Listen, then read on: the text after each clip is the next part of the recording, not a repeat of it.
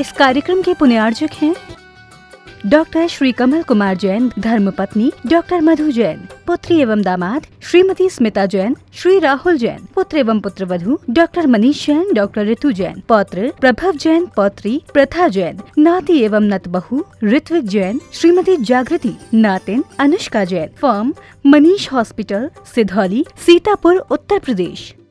श्री रमेश चंद जैन, रूपलता जैन, संस्थान model public school एवं Jain model public school, Palam, Delhi. पुत्र इंजीनियर पीयूष जैन, पुत्रवधू शिखा जैन, पुत्र डॉक्टर चंद्रेश जैन, पुत्री इंजीनियर अंजू जैन, दामाद इंजीनियर अभिषेक जैन, पुत्री इंजीनियर संजू जैन, दामाद इंजीनियर संजीव जैन, पुत्री डॉक्टर हेमा जैन, दामाद डॉक्टर संजीव जैन, पुत्री इंजीनियर रचना जैन, दामाद इंजीनियर अखिल अग्रवाल, पुत्री इंजीनियर सपना जैन, इंजीनियर दामाद प्रांशुल जैन। श्रीमती मैना देवी सेठी, श्री अनिल जी, श्रीमती मीना, श्री सुभाष जी, श्रीमती सुमन, श्री सुशील जी, श्रीमती संध्या, श्रीमती राजुल जी, श्री विनोद जी, दीपक जी, ऋषभ जी, हर्षवर्धन जी, अभिनंदन जी, चहल, देव, युवान, अनिका, अरिहंत, शौर्य, रियान एवं सनाया सेठी, समस्त परिवार, दिल्ली, कोलकाता, बेंगलोर। श्रीमान रूपचंद जी, कमला देवी जैन, श्रीमान दिनेश जी, श्रीमती रेखा जी जैन, श्री दिवेश जैन एवं दिशा जैन, सपरिवार, निवासी व्यावर, प्रवासी मलाड, पश्चिमी मुंबई।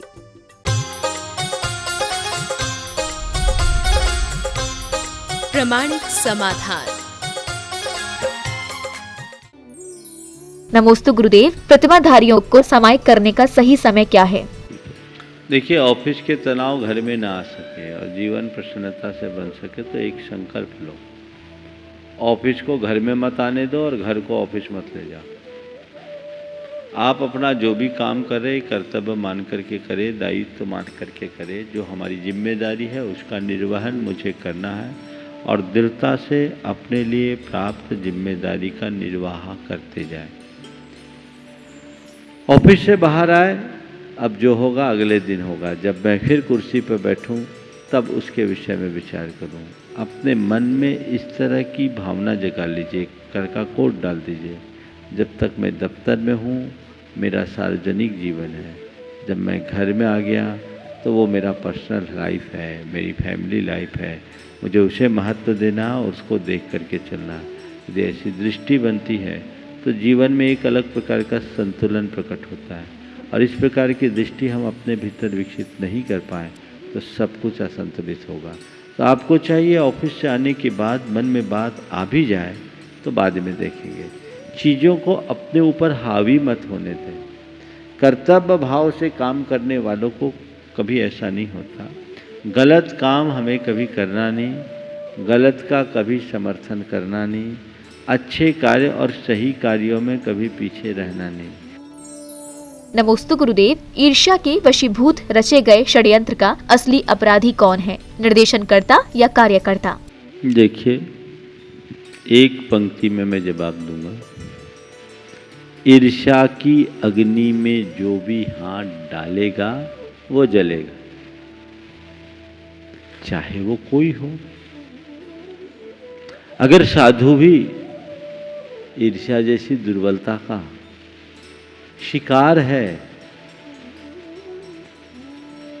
तो वो भी उससे उसका भागी तो बनेगा ही।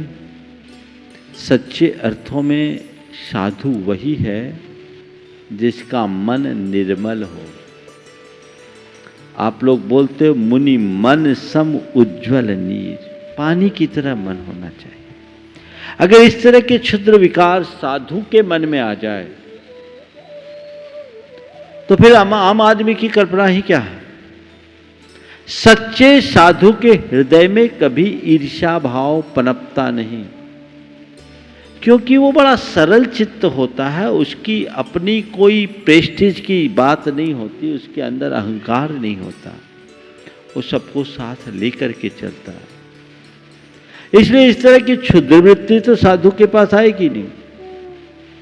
और यदि कदाचित ऐसा लगता है कि कोई साधु किसी साधु के लिए कोई षड्यंत्र करे या षड्यंत्र कराने वालों के लिए षड्यंत्र करने वालों को प्रेरणा दे, तो मेरी राय में साधु नहीं असाधु का काम है। असाधु काम के लिए मैं क्या बोलूं, ये कतई शोभास्पद नहीं है।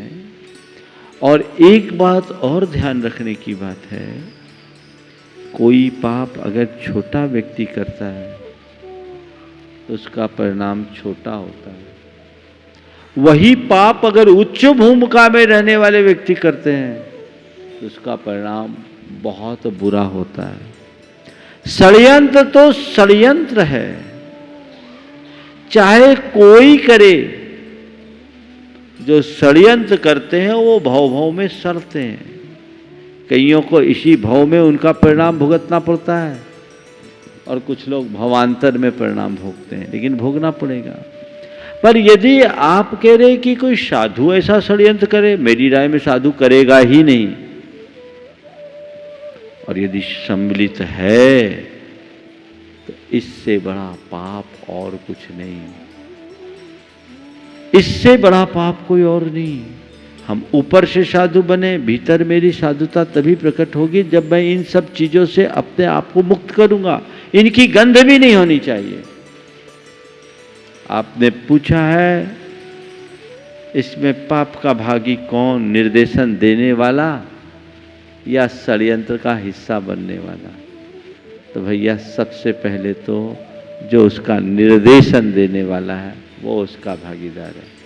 कानून भी यही कहता है किसी केस में मास्टर माइंड कौन है, इसका मूल कर्ता कौन है। धर्म क्षेत्र में भी जो मूलतः ऐसे कार्यों में सहभागी बनता है, प्रेरणा देता, वही होता। नमोस्तु गुरुदेव। हीन व्यक्ति अपनी और श्रेष्ठ व्यक्ति दूसरों की प्रशंसा से अपनी बात आरंभ करता है, क्या यही आध्यात्मिकता है? बहुत अच्छी बात कही है।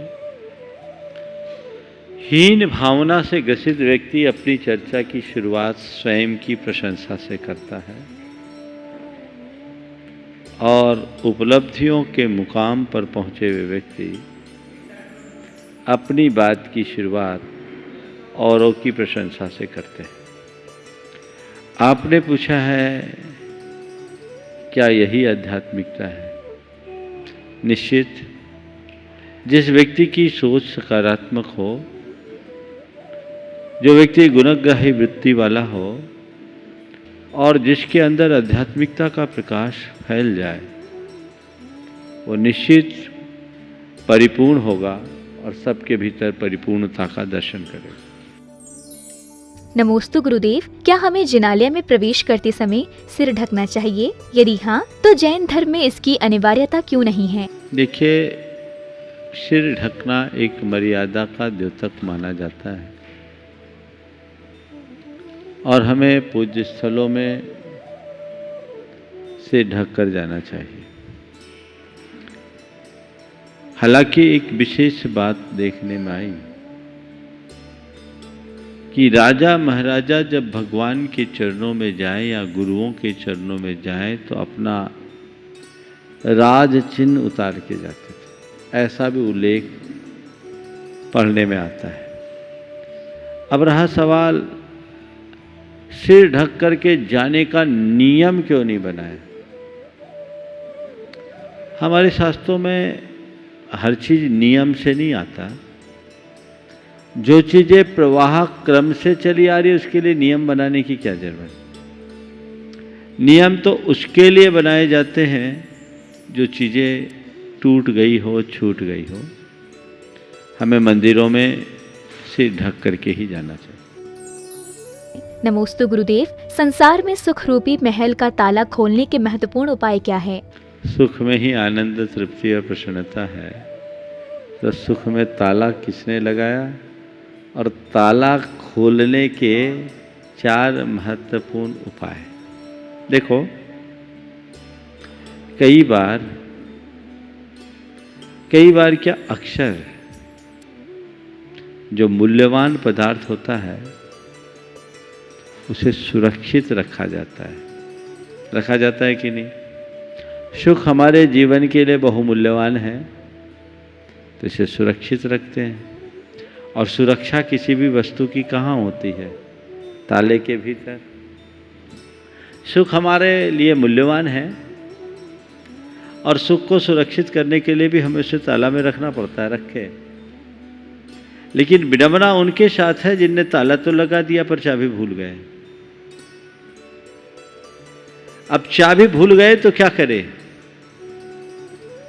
और भूले भी नहीं है। हमारा जो ताला है ना,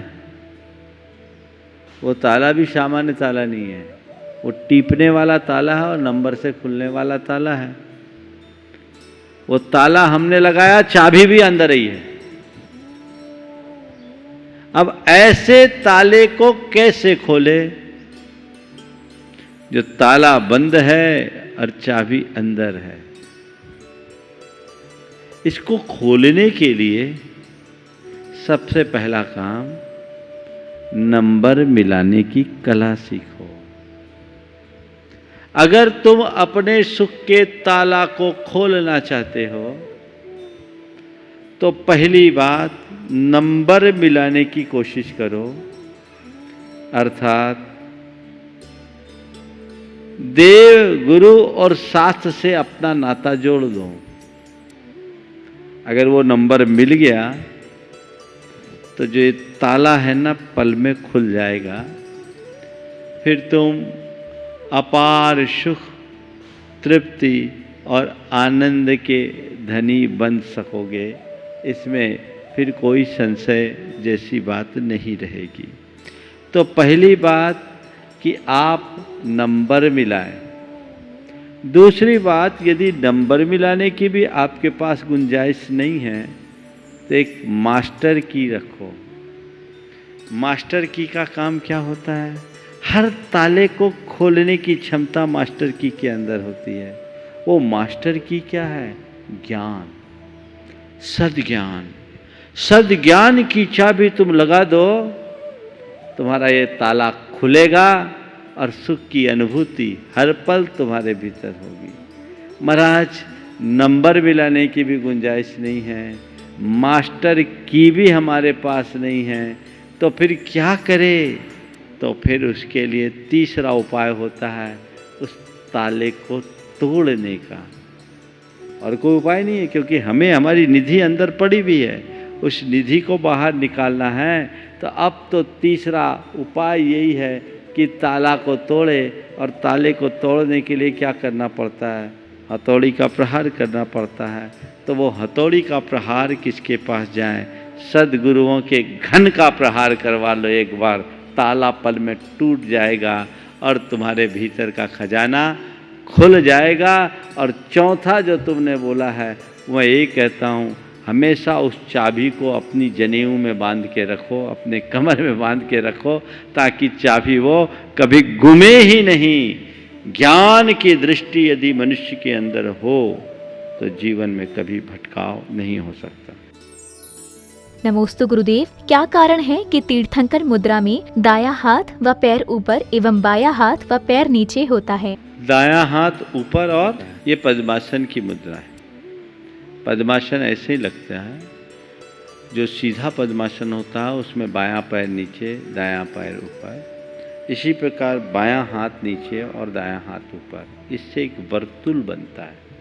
इलेक्ट्रोमैग्नेटिक फील्ड तैयार होता है ध्यान के बल पर, और उसे उसी रूप में अंकित किया जाए। नमोस्तु गुरुदेव, संसार में रहकर व्यक्ति ऐसा क्या करे जिससे ना वह पुण्य करना छोड़े और ना ही पुण्य उसे छोड़े? क्या बात है! संसार में रहते हुए व्यक्ति को ऐसा क्या करना चाहिए कि न तो वो पुण्य को छोड़े और न ही पुण्य उसे छोड़े। कुछ नहीं करना, पाप से मुंह मोड़ दे। अगर तुम पाप से मुंह मोड़ दोगे तो पुण्य तुमको छोड़ना नहीं पड़ेगा और पुण्य तुमसे कभी मुंह नहीं मोड़ेगा। हमेशा पुण्य तुम्हें पकड़ा रहेगा, और जब तक तुम पाप के पीछे लगोगे तो पुण्य भी छूट जाएगा और पुण्य भी आपके साथ नहीं रहेगा। पुण्य को छोड़ना भी, पाप करने का मतलब है अपने पुण्य को भोगना, पुण्य को छोड़ना। तो पाप से बचो, जीवन में दोनों स्थितियां स्पष्ट हो। नमोस्तु गुरुदेव, परंपरानुसार श्रावक का प्रथम कर्तव्य दान है, परंतु वर्तमान में सदपात्रों का मिलना तो मात्र एक कल्पना है। इस स्थिति में श्रावक अपने कर्तव्य का पालन कैसे करे? देखिए, बात सही है। ऐसे समय में एक ही बात है अतिथि संविभाग व्रत का पालन करने में मुनि ही नहीं, उत्तम मध्यम जघन्य तीनों प्रकार के श्रावकों की बात, तीनों प्रकार के पात्रों की बात की। जघन्य में किसी भी पात्र को बुलाकर आप भोजन करा सकते हैं, लेकिन आजकल समय भी बदल गया और व्यवस्थाएं भी बदल गई। सब प्रकार के पात्रों का लाभ मिलना थोड़ा कठिन होता है, तो फिर क्या करें? तो एक उपाय है कि आप अपना भोजन वैसे ही बनाएं, पर भावना से अपना पुण्य अर्जित कर सकते हैं। और ये भावना भाए कि सभी साधु संतों का निर्विघ्न आहार हो और उनकी आहार बेला टालकर आप भोजन करें, तो ये आप लाभ ले सकते हैं। और उस निमित्त से रोज कुछ न कुछ दान निकालें। ये दान निकालने की भावना होनी चाहिए। अपनी शक्ति के अनुसार जितना संभव हो आप उतना दान निकालें। यदि ऐसा दान निकालेंगे तो आपको एक अच्छा परिणाम मिलेगा। नमोस्तु गुरुदेव, मन की कड़वाहट को हम कैसे क्वारंटीन करें कि हमारे संबंध वेंटिलेटर पर जाने से बच जाएं? मन की कड़वाहट को कैसे क्वारंटाइन करें कि बहुत सारे संबंध वेंटिलेटर पर जाने से बच जाए? देखिए, मन की कड़वाहट को क्वारंटाइन करने की बात आपने की है। पहले तो मैं ये कहूँगा कि मन में कड़वाहट उत्पन्न ही ना होने दें, तो थोड़ा सा आप सुरक्षित दूरी बना कर के रखें। अगर सुरक्षित दूरी बना कर रखेंगे तो मन में कड़वाहट आएगी नहीं, यह इन्फेक्शन भीतर जाएगा नहीं, तो फिर आपको अलग से पृथकवास की भी ज़रूरत नहीं होगी। विडंबना एक और है, देश में क्वारंटाइन शब्द का तो चलन खूब है, पर पृथकवास कोई नहीं जानता। हमें हिंदी का प्रयोग करके अच्छे शब्दों का प्रयोग करना चाहिए। पृथकवास रहे, हम अलग थलग रहे, एक दूसरे के साथ असंपृक्त रहे, ये प्रयास होना चाहिए। आपने कहा है कि मन की कड़वाहट को क्वारंटाइन करें। कड़वाहट को क्वारंटाइन नहीं करना है, जिसके मन में कड़वाहट है उसे क्वारंटाइन होना है। जब भी हमारे मन में कड़वाहट आने लगे, हम अपने आप को उस कार्य से, उस क्षेत्र से, उस स्थान से अलग थलग कर दें। और यदि हम वहाँ से अपने आप को अलग कर लेते हैं और अपने चिंतन में थोड़ा बदलाव लाते हैं, तो वो कड़वाहट खत्म हो जाए और फिर हमें अपने संबंधों को कभी वेंटिलेटर पर टांगने की नौबत ही नहीं आएगी। अब उसकी कोई अलग से, आज के समय में कोरोना की वैक्सीन नहीं है, पर मन की कड़वाहट को मिटाने की एक बहुत शानदार वैक्सीन है, और वो वैक्सीन है सकारात्मक सोच की। एक वैक्सीन लगा लो, सारी कड़वाहट खत्म। मन में क्षमा भाव जागते ही सारा मैल दूर हो जाता है।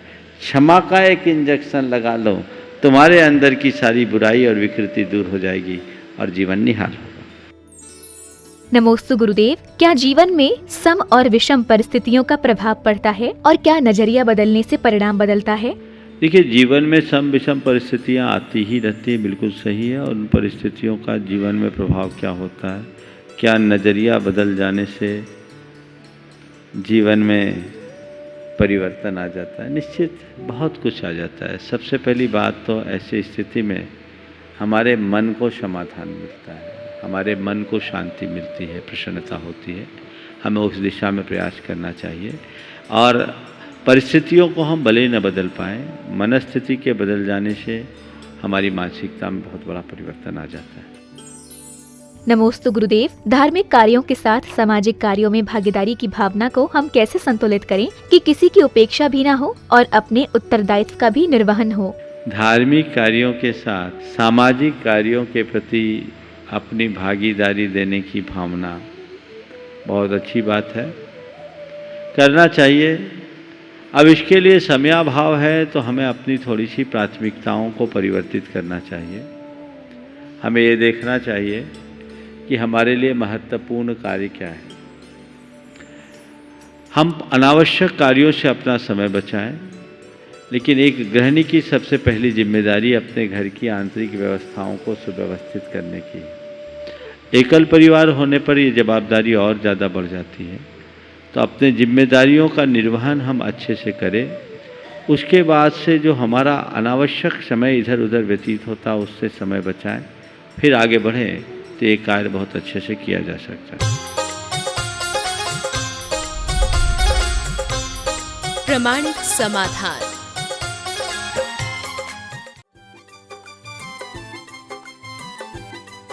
इस कार्यक्रम के पुण्यार्जक थे डॉक्टर श्री कमल कुमार जैन, धर्मपत्नी डॉक्टर मधु जैन, पुत्री एवं दामाद श्रीमती स्मिता जैन, श्री राहुल जैन, पुत्र एवं पुत्रवधू डॉक्टर मनीष जैन, डॉक्टर ऋतु जैन, पौत्र प्रभव जैन, पौत्री प्रथा जैन, नाती एवं नतबहू ऋत्विक जैन, श्रीमती जागृति, नातिन अनुष्का जैन, फर्म मनीष हॉस्पिटल, सिधौली, सीतापुर, उत्तर प्रदेश। श्री रमेश चंद्र जैन, रूपलता जैन, संस्थान मॉडल पब्लिक स्कूल एवं Jain model public school, Palam, Delhi, पुत्र इंजीनियर पीयूष जैन, पुत्रवधू शिखा जैन, पुत्र डॉक्टर चंद्रेश जैन, पुत्री इंजीनियर अंजू जैन, दामाद इंजीनियर अभिषेक जैन, पुत्री इंजीनियर संजू जैन, दामाद इंजीनियर संजीव जैन, पुत्री डॉक्टर हेमा जैन, दामाद डॉक्टर संजीव जैन, पुत्री इंजीनियर रचना जैन, दामाद इंजीनियर अखिल अग्रवाल, पुत्री इंजीनियर सपना जैन, इंजीनियर दामाद प्रांशुल जैन। श्रीमती मैना देवी सेठी, श्री अनिल जी, श्रीमती मीना, श्री सुभाष जी, श्रीमती सुमन, श्री सुशील जी, श्रीमती संध्या, श्रीमती राजुल जी, श्री विनोद जी, दीपक जी, ऋषभ जी, हर्षवर्धन जी, अभिनंदन जी, चहल, देव, युवान, अनिका, अरिहंत, शौर्य, रियान एवं सनाया सेठी, समस्त परिवार, दिल्ली, कोलकाता, बेंगलोर। श्रीमान रूपचंद जी, कमला देवी जैन, श्रीमान दिनेश जी, श्रीमती रेखा जी जैन, श्री दिवेश जैन एवं दिशा जैन, सपरिवार, निवासी व्यावर, प्रवासी मलाड, पश्चिमी मुंबई।